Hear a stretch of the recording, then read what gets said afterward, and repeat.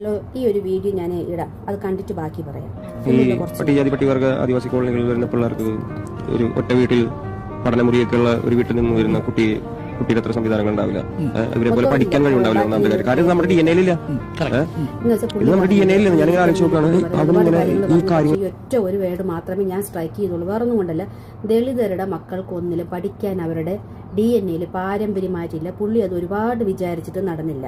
നമ്മുടെ ഇടയിൽ ഒരുപാട് പേരുണ്ട്, ഉദാഹരണങ്ങൾ ഇഷ്ടം. വലിയ വലിയ ആൾക്കാർ ഞാൻ പറഞ്ഞ സാധാരണക്കാരുടെ ആൾക്കാർ, വലിയ പ്രസിഡന്റ് ആയവരുടെയൊന്നും കാര്യങ്ങളൊന്നും ഞാൻ പറയുന്നില്ല. അതൊക്കെ നമുക്ക് പത്രമാധ്യമങ്ങളിലൂടെ നമ്മൾ അറിയുന്നു. അതിലും താഴെ എന്തോരം പിള്ളേർ പഠിച്ച് ഇതെല്ലാം നല്ല നല്ല ജോലികൾ ചെയ്യുന്നറിയാവോ. അതൊക്കെ പോട്ടെ, ഇപ്രാവശ്യത്തെ നീറ്റ് റിസൾട്ട് വന്നപ്പോൾ അതിൽ ഓൾ ഇന്ത്യ തലത്തിൽ 2441 റാങ്ക് ഇടുക്കിയിലുള്ള പട്ടികവർഗത്തിൽപ്പെട്ട ഈ കുട്ടിക്കാണ്. ഈ ഫോട്ടോയിൽ കാണുന്ന ഈ കുട്ടിക്കാണ്. ആ കുട്ടിയുടെ അമ്മയും അച്ഛനും ഗവൺമെന്റ് ഉദ്യോഗസ്ഥരോ വലിയ ഉന്നതകുല ജാതരോ ഒന്നുമല്ല. ആ കുട്ടിക്ക് ഇന്ത്യ തലത്തിൽ 446 റാങ്കാണ്. ഇന്ത്യയിലെ ഓൾ ഇന്ത്യ തലത്തിലാണ് 2440. അപ്പോൾ ഇത്രയും റാങ്ക് വാങ്ങാൻ ആ കുട്ടി പഠിച്ചത് വലിയ പ്രൈവറ്റ് സ്കൂളിലൊന്നും അല്ല.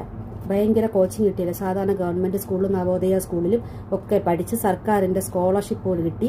സർക്കാരിന്റെ സ്കോളർഷിപ്പിൽ പ്രവർത്തിക്കുന്ന ട്രെയിനിങ് സെന്ററിൽ പഠിച്ചിട്ടാണ് ഇവിടെ ഉന്നത കുലരെന്ന് ഇയാൾ പറയുന്നവരുടെ മക്കൾ വലിയ വലിയ ലക്ഷങ്ങൾ കൊടുത്ത് ജനിക്കുമ്പോൾ തൊട്ടേ ഡോക്ടറാവാൻ നീറ്റ് എഴുതാൻ കൊണ്ടുപോയിട്ട് കേരളത്തിൽ എന്നിട്ട് പോലും കേരളത്തിലുള്ള ഒരാൾക്ക് പോലും 100-നകത്തുള്ള റാങ്കിൽ എത്താൻ പറ്റാത്തടുത്താണ് ഒരു ദളിതനായ കുട്ടി പരിമിത സാഹചര്യങ്ങളിൽ നിന്നും തനിക്ക് കിട്ടിയ അവസരങ്ങളെ മുതലാക്കിക്കൊണ്ട് ഇവിടം വരെ എത്തിയത്.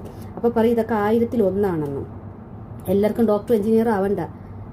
സർക്കാർ ഉദ്യോഗസ്ഥരിരിക്കുന്നവരുണ്ട്, നഴ്സുമാർ ഇഷ്ടം പോലെ ഉണ്ട്, എഞ്ചിനീയർ പിള്ളേർ ഇഷ്ടം പോലെ ഉണ്ട്, PSC എഴുതി നല്ല നല്ല ജോലികൾ നോക്കുന്നവരുണ്ട്. എല്ലാവരും അവരവരുടെ മേഖലയിൽ കഴിവുള്ളവർ തന്നെയാണ്. അവർക്കത് പഠിച്ച് ഡോക്ടറും എഞ്ചിനീയറും അല്ലെങ്കിൽ കളക്ടറും ആവുന്നത് മാത്രമേ എല്ലാ മേഖലകളിലും ഉണ്ട്. അതുകൊണ്ട് DNA പഠിക്കാൻ ദളിതർക്കില്ല എന്ന് മാത്രം പറയരുത്. പിന്നെ ഉപദേശവും ഊക്കലും ഒരുമിച്ച് വേണ്ട. മനസ്സിലായില്ലേ?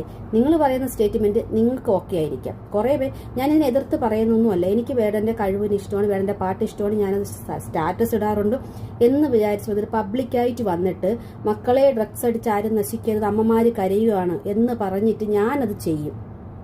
അതൊരു ഉപദേശം. ഇപ്പം നീ ഉപദേശിക്കാൻ പോകരുത്, എനിക്ക് രാഷ്ട്രീയം ഇല്ല എന്ന് പറഞ്ഞിട്ട് ഒരു വിഭാഗത്തിനെ മാത്രം തള്ളി പറഞ്ഞിട്ട് മറ്റൊരു വിഭാഗത്തിനെ മാത്രം ചേർത്ത് നിർത്തുന്നത് 2 തരമല്ലേ? നിനക്ക് രാഷ്ട്രീയം ഇല്ലെങ്കിൽ നീ ഒരു രാഷ്ട്രീയത്തിനെ കുറിച്ചും കുറ്റം പറയും. ഇവിടെ ഇന്ത്യയിൽ പ്രവർത്തിക്കുന്ന ഒരു രാഷ്ട്രീയക്കാരും ഒരു ജനങ്ങളുടെ സാധാരണ ക്ഷേമത്തിന് വേണ്ടി പ്രവർത്തിക്കുന്നതല്ല എന്ന് എല്ലാവർക്കും അറിയാം, നിനക്കും അറിയാം. നിനക്ക് പറയാനുള്ളതാണ് ഈ ഒരു കാര്യം. അത് ഏത് പാർട്ടി പറഞ്ഞാലും ഒന്ന് തന്നെ. നീ നല്ല രീതിയിൽ പറയുന്നു, മറ്റവര് ഒരാളെ മാത്രം ചേർത്ത് വെച്ച് പറയുന്നു. എനക്ക് ദൈവവിശ്വാസം ഇല്ല എന്ന് പറഞ്ഞിട്ട് നിനക്ക് അമ്പലത്തിൽ പോയി പ്രാർത്ഥിക്കാമോ? ദൈവവിശ്വാസമില്ല, ഞാനൊരു ഈശ്വര വിശ്വാസിയല്ല, എനിക്ക് രാമനെ അറിയില്ല, എന്നിട്ട് അമ്പലത്തിൽ പോയി പ്രാർത്ഥിച്ചില്ലേ? ആ പൂജാരിയല്ലേ ഇപ്പോൾ മറ്റേ പീഡന കേസിൽ പെരിങ്ങോട്ടുകര പിടിച്ചുകൊണ്ട് പോയത്? നീ ദൈവവിശ്വാസിയല്ല, പിന്നെ നീ അത് ചെയ്യുന്നത്. അപ്പൊ ഇതിൽ ഏതാണ് കഴിവുണ്ടെന്ന് ചോദിച്ചാൽ കഴിവേർത്തരം പറയരുത്. കഴിവുണ്ട്, സമ്മതിച്ചു. നിനക്ക് പഠിക്കാൻ കഴിവില്ല, നിനക്ക് ഇഷ്ടമല്ല, പഠനത്തിലൂടെ നിനക്ക് താല്പര്യം. അതുകൊണ്ട് ദളിതരുടെ മക്കൾക്ക് എല്ലാം പഠിക്കാൻ DNA അതൊന്നും ഇല്ല എന്ന് പറയുന്നത് ഒരുമാതിരി തൗളത്തരമല്ലേ? കാര്യം നീ ഒന്നിറങ്ങി വന്ന് നോക്കണം. ഞങ്ങളുടെയൊക്കെ വീടിന്റെ ചുറ്റുപാടത്ത് PhD എടുത്തവരുണ്ട്. PhD എടുത്തവര്, SC വിഭാഗത്തിൽപ്പെട്ട PhD എടുത്ത എത്രയോ പിള്ളേരുണ്ട്. എൻ്റെ കൂടെ പഠിച്ചവർ തന്നെയുണ്ട്. വെറുതെ വായി തോന്നുന്ന വിളിച്ചവർ പറയാം. പഠിക്കാൻ താല്പര്യമില്ലാത്തവർ എവിടെ പോയാലും പഠിക്കില്ല. പഠിക്കുന്ന സമയത്ത് വേറെ വല്ലതൊക്കെ ജോലികൾ ചെയ്ത് അവർക്ക് പഠിക്കാൻ പറ്റൂല.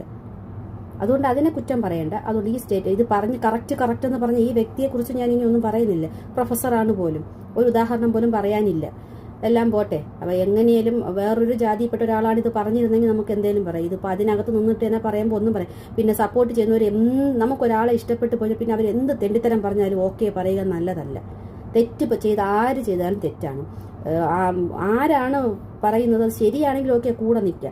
ഇനി വേടനായാണോ പറഞ്ഞത് കൊണ്ട് തെറ്റെല്ലാം ഓക്കെ, ബാക്കി പുള്ളി 100 കാര്യങ്ങളെല്ലാം ചെയ്തിട്ടുണ്ട്, അപ്പം ഈ ഒരു തെറ്റ് ചെറുതേ അങ്ങ് മറന്നുപോകും എന്ന് പറയുന്നത് ചില കഞ്ചാവ് അതൊക്കെ അയാളുടെ സ്വന്തം ഇഷ്ടമാണ്. പക്ഷെ അയാൾ അത് മറ്റുള്ളവർ ഉപദേശിക്കാൻ വരരുത്. ഞാൻ ചെയ്യുന്ന കാര്യം ഇവിടെ മറ്റേ മൈത്രേയം പറയുന്ന പോലെ ലഹരി ഉപയോഗിക്കുന്നവരാരും ഇവിടെ ഇല്ല, എല്ലാവരും ഉപയോഗിക്കുന്നവർ തന്നെയാണ് ഏതെങ്കിലും തരത്തിൽ, കള്ളോ കഞ്ചാവോ എല്ലാം. പക്ഷെ ഞാനത് ചെയ്തിട്ട് വന്നിട്ട് മറ്റുള്ളവരായിട്ട് ഉപദേശിച്ചിട്ട് ഞാൻ ചെയ്യുന്നുണ്ട് അതുകൊണ്ട് നിങ്ങൾ ചെയ്യാൻ പാടില്ല എന്ന് അത് അതിനെയാണ് ഞാൻ നേരത്തെ പറഞ്ഞല്ലോ, ഊക്കൽ ഉപദേശം എല്ലാം കൂടി ഒരുമിച്ച് പിള്ളേർ പറയുന്ന പോലെ നീ എല്ലാം കൂടെ വേണ്ട, നമുക്കത് മനസ്സിലാവും. അതുകൊണ്ട് ഈ സ്റ്റേറ്റ്മെന്റ് ഇനിയെങ്കിലും ഈ വാർത്തകളെല്ലാം കാണുന്നുണ്ട്, സാധാരണക്കാരായ മക്കൾ പഠിക്കുന്ന സ്ഥലത്ത് പോയി നോക്കണം അവരൊക്കെ ഏത് ലെവലിലാണ് നിൽക്കുന്നത്. എന്നിട്ട് ഈ സ്റ്റേറ്റ്മെന്റ് പിൻവലിക്കാൻ പറ്റുമെങ്കിൽ പിൻവലിക്കുക. That's all.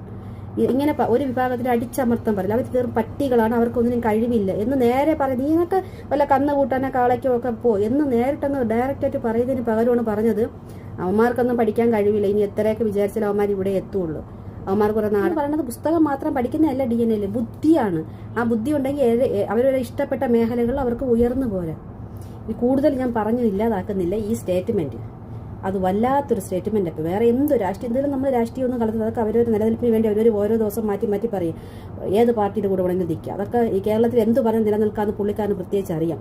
ആരെ പിടിച്ചാൽ കൂടെ നിൽക്കാൻ പറ്റും, കേരളത്തിൽ എങ്ങനെ നിൽക്കാൻ പറ്റുമെന്ന് പുള്ളിക്ക് അറിയാമെന്നുള്ള പോലെ വേറെ ആർക്കും അറിഞ്ഞൂടാ. അതുകൊണ്ട് ആ രീതിയിൽ ബുദ്ധിപൂർവ്വം കൈകാര്യം ചെയ്യുന്നു. അതൊക്കെ അവരെ ഇഷ്ടം. എന്നാൽ ഇപ്പോഴും പറയുന്ന വേടന്റെ സംഗീതത്തോട് എനിക്ക് ഇഷ്ടമാണ്, ആ കഴിവിനോട് എനിക്കിഷ്ടമാണ്. അതിൽ യാതൊരു മാറ്റവും ഇല്ല. എന്ന് ചോദിച്ചാൽ തെമ്മാടിത്തരം കാണിച്ചാൽ പറയും, തെമ്മാടിത്തരം പറഞ്ഞാൽ അത് തീർച്ചയായിട്ടും പറയും. അപ്പോൾ ബൈ.